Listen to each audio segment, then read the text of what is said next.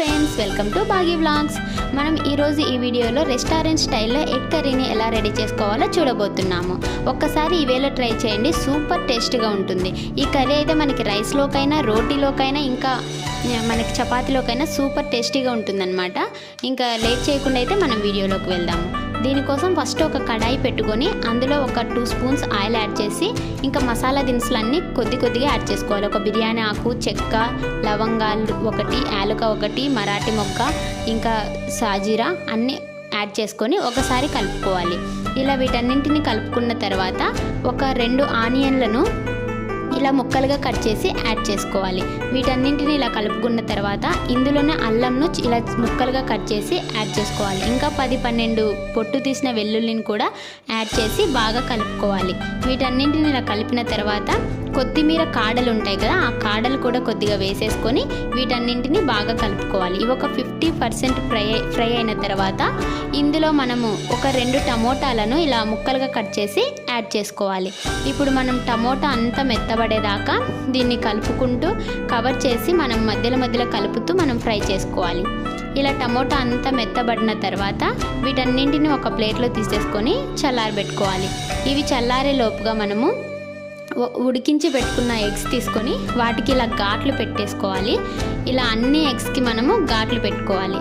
ఇలా ఘాట్లు పెట్టుకున్న తర్వాత మనం అదే కడాయిలో 1 స్పూన్ ఆయిల్ యాడ్ చేసేసి ఒక 1/2 స్పూన్ పసుపు, ఇంకా 1/2 స్పూన్ ఉప్పు, 1/2 స్పూన్ కారము యాడ్ చేసుకొని వీటన్నింటిని ఒకసారి కలుపుకొని మనం ఘాట్లు పెట్టుకొని ఉంచుకున్న ఎగ్స్ అన్నింటినీ వీటిలో వేసి ఫ్రై చేసుకోవాలి.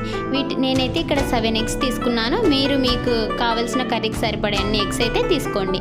ఇలా వీటన్నింటినీ కలుపుతూ మనం ఇవి కొద్దిగా కలర్ చేంజ్ అయ్యేదాకా, కొద్దిగా రెడ్ కలర్ వచ్చేదాకా మనం ఫ్రై చేసుకోవాలి. తర్వాత ఇలా బాగా ఫ్రై అయిన తర్వాత ఈ ఎగ్స్ అన్నింటినీ ఒక ప్లేట్లో తీసుకొని పక్కన పెట్టేసుకుందాం. తర్వాత మనం ముందుగా ఫ్రై చేసుకున్న టమోటా, ఆనియన్, ఇంకా మసాలా దినుసులు ఉన్నాయి కదా, వాటన్నింటిని మిక్సీ జార్లో తీసుకొని బాగా పేస్ట్ లాగా గ్రైండ్ చేసి పెట్టుకోవాలి. తర్వాత ఇదే కడాయిలో కొద్దిగా ఆయిల్ యాడ్ చేసేసి మనం గ్రైండ్ చేసి పెట్టుకున్న పేస్ట్ని అంతా యాడ్ చేసి ఈ ఆయిల్లో ఈ పేస్ట్ అంతా కలిసే వరకు మనం బాగా కలుపుతూ ఫ్రై చేసుకోవాలి. ఇదంతా ఇలా బాగా కలుపుకోవాలి. ఇలా కలుపుకున్న తర్వాత ఇందులో మనము 1/2 స్పూన్ పసుపు, ఇంకా రుచికి సరిపడా ఉప్పు, ఇంకా 1 స్పూన్ కారం అయితే యాడ్ చేసుకోవాలి. ఇలా తర్వాత ఇవన్నీ యాడ్ చేసుకున్న తర్వాత ఇందులోనే మనము 2 పచ్చిమిర్చిని ముక్కలుగా కట్ చేసి యాడ్ చేసుకోవాలి. తర్వాత మనం 1 స్పూన్ ధనియా పౌడర్ కూడా యాడ్ చేసుకోవాలి. ఇవన్నీ యాడ్ చేసుకొని వీటన్నింటిని బాగా కలుపుకోవాలి. మసాలా ఈ కారం అన్నీ మాడిపోకుండా మనం కలుపుతూ ఒక 5 మినిట్స్ పాటు ఫ్రై చేసుకోవాలి. ఇలా ఫ్రై చేసుకున్న తర్వాత గ్రేవీకి తగినన్ని వాటర్ అయితే మనం కొద్దిగా యాడ్ చేసుకుంటూ కలుపుతూ యాడ్ చేసుకోవాలి. ఇక్కడైతే నేను ఓవరాల్గా 1 కప్పు వాటర్ అయితే తీసుకున్నాను.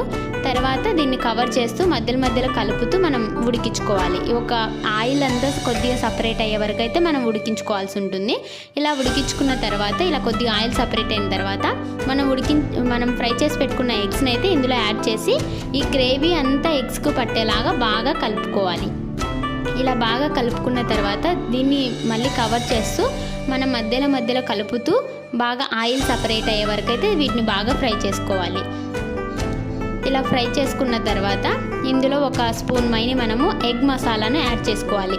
మీ దగ్గర ఎగ్ మసాలా లేకపోతే గరం మసాలా అయినా యాడ్ చేసుకోవచ్చు, లేదా స్కిప్ అయినా చేసేయచ్చు. అదైతే కంపల్సరీ అయితే కాదు. ఇలా తర్వాత ఒక 5 మినిట్స్ పాటు కవర్ చేస్తూ మనం బాగా ఫ్రై చేసుకోవాలి.